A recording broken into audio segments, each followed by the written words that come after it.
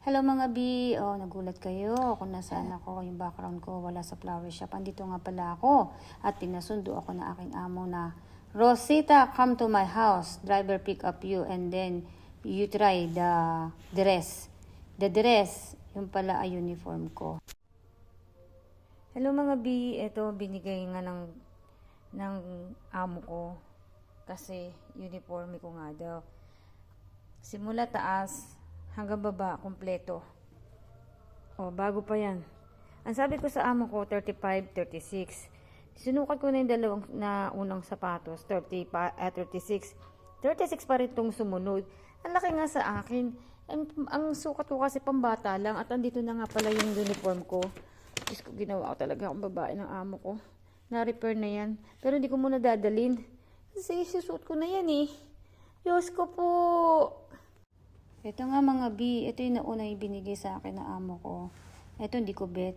Ito okay pa. Babaeng babae. Ito yung kasama rin sa uniforme ko. 35, 36 sabi ko. Pero 36 malaki sa akin. May kasama siyang ponytail. Ayan. Talagang binabase niya pa. Pinapartner niya talaga sa kulay ng uniforme ko at saka sa sapatos. At ito, at hikaw na pearl. Dati gustong gusto ko yan. Pero ngayon ayoko na pearl at saka may diamond. Ito, pang babae din. Ayoko talaga magsusuot ng dolly shoes. Alam niyo naman ang sapatos ko. Puro rubber shoes. Ayan Ang daming hikaw na pearl na may kasama pang bato-bato. Dati na gustong gusto ko talaga yan nung una pa. Pero ngayon hate ko na. Ayun guys, pag umangat na ako hanggang dito na sa may sikmura ko to Kasi napaka-iksi and to crop top. First time talaga na magsuot ako ng ganito. Tapos sabi ng amo ko, sa likod daw to. Ang etiketa, andi dito. Ay, ito etiketa. Paano yung magiging likod? Tama ba? Comment down below nga kayo mga guys, kung ito ba'y sa likod o sa harap. Hindi ko rin alam Kasi etiketa andi dito Eh doon na kayo mabase. At ito pa. Malaki siya. 36, 35 lang ako. Kaya napabili ako tuloy. Maganda. Yan. Napabili ako tuloy ng i-try this one. This one. Yung pang stopper ba yun? Hindi ko alam Not a 30, 35, 50, I think 50, 60. I don't know. I don't care how much that one because i-try. Ito. Kasi mas laki siya sa akin ng konti. I don't want to. Ang mura na dun. Yan. Take the picture. Diba? Sariling sikap ang pag-video. Ganyan talaga. Kailangan matuto kang sariling sikap ng kuha. Ayan na guys. The moment. Oy! Ang ganda-ganda niya. Ang puti-puti.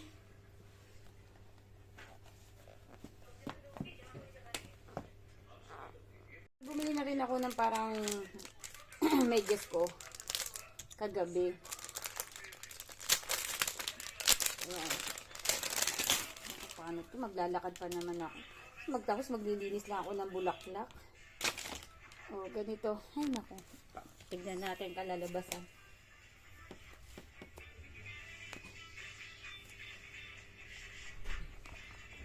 Alam mo na sa office. Okay. Okay nga. Kailangan ko muna maglagay ng lotion. Kailangan ko muna maglagay ng lotion dito. Sa yan. Para din naman dry kasi maglalakad ako sa parang feeling ko magbabaon ata ako na Feeling ko magbabaon ata ako ng rubber shoes o katsiyelas Pala yung binili kong medyas at ito pa yung pang isa. Nga pala, kailangan ko pala mag ponytail kasi magagalit si madam. Ayan ponytail yan.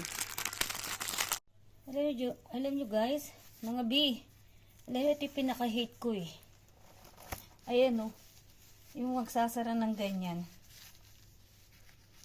Kasi may phobia na ako, naiipit yung ko. Ayan naiipit yung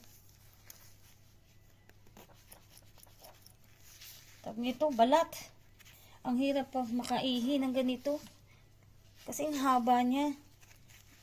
Kailangan mo siyang hawiin, Ayan Tapos kailangan pagdating sa banyo, aangkat mong ganyan. Kasi mababasa. Ang hirap pala ng ganito talaga. Hindi ko tinangarap kasi magkaganitong uniforme. Hindi naman uniform ito eh. Office ata ito eh. Ayan guys, babaunin ko siya. Talagang hindi ako komportable sa mga suot ko na sapatos. Hello guys, first time ko magsuot ng ganito. Uniform pa. Hindi ko akalain na ganito yung magiging uniform ko. In-expect ko lang na uniform. Yung mga t-shirt, polo shirt, ito parang pambabae. First time in my life nandito ako sa UAE na magiging ganito ko. Babae. Ang dating ko at professional. Akala mo nagtatrabaho ako sa office. Flower shop po ako nagtatrabaho. Pakikita nyo, ganito ang suot ko. Ewan ko anong trip ng amo ko. Baka gusto niya magkaanak siguro ng babae kasi walang anak na babae yung amo ko. Kaya ito, siguro natuwa siya na ganito maging uniform ng babaeng staff niya sa flower shop.